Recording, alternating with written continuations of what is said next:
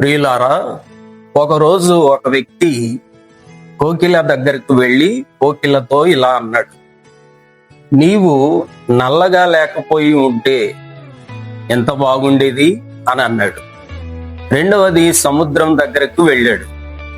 సముద్రంతో ఏమన్నాడంటే, నీవు ఉప్పగా లేకుండా ఉంటే ఎంత బాగుండేది అని అన్నాడు. మూడవది గులాబీ పువ్వు దగ్గరకు వచ్చాడు. గులాబీ పువ్వుతో ఏమన్నాడంటే, నీకు ఇలాగా ముళ్ళు లేకుండా ఉంటే ఎంత బాగుండేదో కదా అని అన్నాడు. అయితే మరుసటి రోజు కోకిల, సముద్రము, గులాబీ పువ్వు ఈ మూడు కూడా కలిసి ఆ వ్యక్తి దగ్గరకు వచ్చి ఏమన్నాయి అని అంటే, నీలో ఇలా ఇతరులలో లోపాలు వెతికే గుణం లేకపోయి ఉంటే నీవు ఇంకా ఎంత అద్భుతమైన వాడివిగా ఉండేవాడవో కదా అని అన్నాయి. ఇలా ఇతరులలో లోపాలు వెదికే గుణం నీలో లేకపోయి ఉంటే నీవు చాలా మంచివాడివిగా ఉండేవాడివి కదా అని ఆ మూడు అన్నాయి. నిజమే కదా దేవుని బిడ్డలారా, ఈ లోకంలో మనం ఇతరుల లోపాలను ఎత్తి చూపే మనస్సు విడిచిపెట్టుకోవాలి. ఆ పద్ధతి మానుకోవాలి. ఎందుకంటే యేసు ప్రభు సెలవిచ్చారు దేవుని వాక్యములో.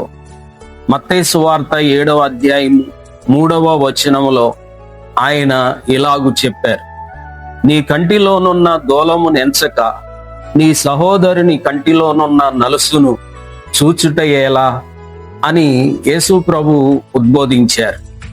మన జీవితాల్లో అనేకమైన లోపాలు ఉంటాయి. మన లోపాలను మనము సరి చేసుకోకుండా ఇతరుల లోపాలను ఎత్తి చూపడం అనేది విశ్వాసి యొక్క లక్షణం కాదు. దేవుని బిడ్డలంగా అది మనకు తగదు.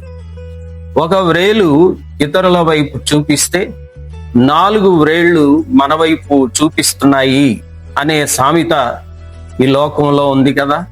అలాగే దేవుని బిడ్డలారా, ప్రభు యొక్క వాక్యమును ఎరిగి ఇతరుల లోపాలను ఎంచక మన జీవితములను సరిచేసుకుంటూ యేసు ప్రభు వారి యొక్క శిలువ రక్తంలో కడగబడి ఆయనకు మహిమకరంగా అనేకులకు ఆదర్శవంతంగా జీవించుటకు మనలను మనం సిద్ధపరచుకుందాం.